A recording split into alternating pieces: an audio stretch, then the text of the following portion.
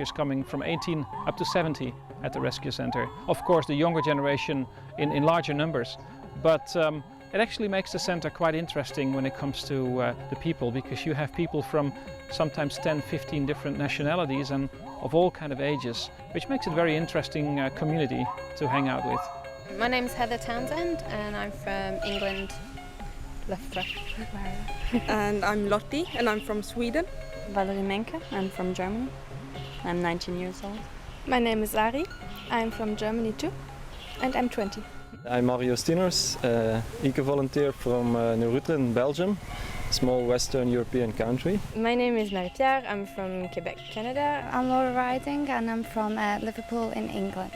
The volunteer program supports the daily care of the animals, not the improvements and enlargement of the center itself, which you have to find funds elsewhere.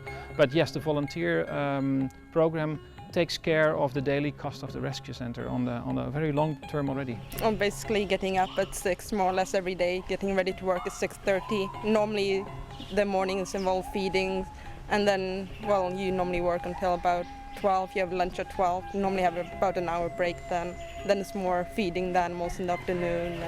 There's also a whole lot of other work with cleaning the cages and enrichments, so you also get to do a lot of thinking yourself, trying to improve the animals and really try to keep them entertained. It enables only people with biology or veterinary studies to help out and to learn more about wildlife. It also enables people that have no experience at all to be a part of a volunteer team, and against a reasonably small fee on a weekly basis, these people get housing, food, and help out with the animals at the center. It's a good experience for yourself to, you have a lot of time to think about yourself, but also it gives you just a good feeling to help and to do something with your own hands and not just spending money to any organization. I think it's very important that you feel compassion for animals, or love animals, whatever you like. It's important that you understand that these animals have been treated very badly. A lot of wrong has been done to these animals, and that we need to set that right. That doesn't mean that you should be expecting here to hug animals the whole day and walk around with babies. That's not going to happen, because we believe that a certain kind of hands-off policy is very important. I think wild animals and people should be separated. The animals should be amongst each other, living a life as close to nature as possible. I thought there'd be a bit more animal interaction, but obviously realising once you get here that you can't really do that because of how they want to eventually release some into the wild, and because of the trauma that a lot of the animals have been under, then it'll be quite stressful if we were to have a lot of interaction with them.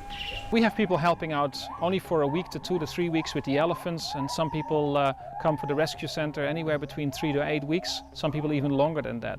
I get to choose between elephants and wildlife, and I choose to come and work 2 weeks with the elephants because I find them very fascinating, big animals you don't get to see quite often anymore.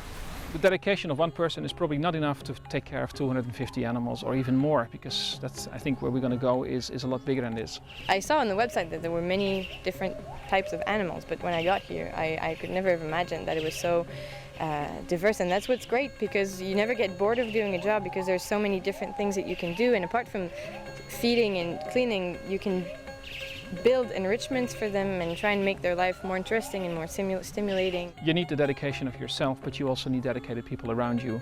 Finding these dedicated people around you to form a team to do this is very important.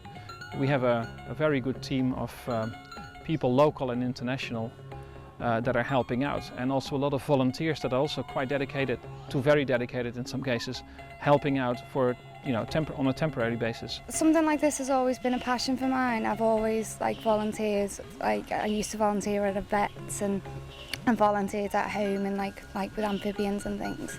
So it's just something I wanted to do, and because I'm coming travelling, I wanted to do it on a bit more of a global scale and get a real good introduction to the country by working with the wildlife. And I've just finished a zoology degree, so the hands-on experience is just invaluable. It's brilliant, it's really good. So. But as a volunteer coming to the rescue center, you should be aware that life is completely different here. This is not the real world that you're living in. This is basically a dream world for a lot of people, because here you can see that the animals are living a much better life than where they came from, and it all looks very nice when you have these large enclosures with animals, you know, living in groups again. It's all very nice. There's a very bad story behind it, and that's very shocking for most volunteers. But I think basically, as a volunteer coming here, be aware that this is a hot country, and it can be raining here as well, pretty hard.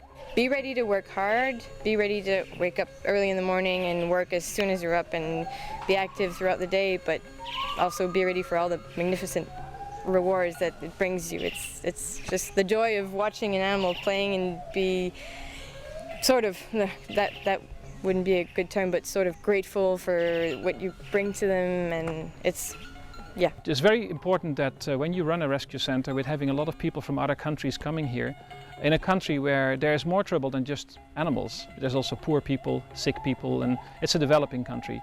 So going into a community like this, just there to help animals by itself is not gonna make a very good impression by some people, for some people.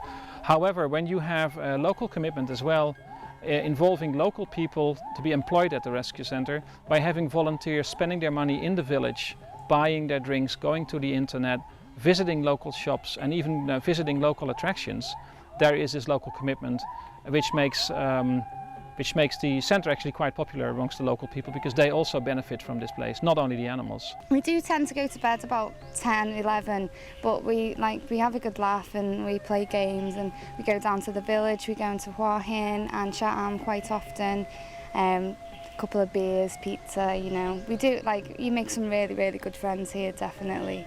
Maybe coming down to Thailand or Southeast Asia for your holiday of 2 or 3 months, deciding to help 1 month out at the rescue center is a nice add or a nice change to your holiday.